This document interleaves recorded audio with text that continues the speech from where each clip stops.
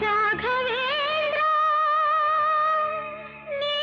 ಮೌನವಾದರೆ ನನ್ನ ಗತಿಯೇನು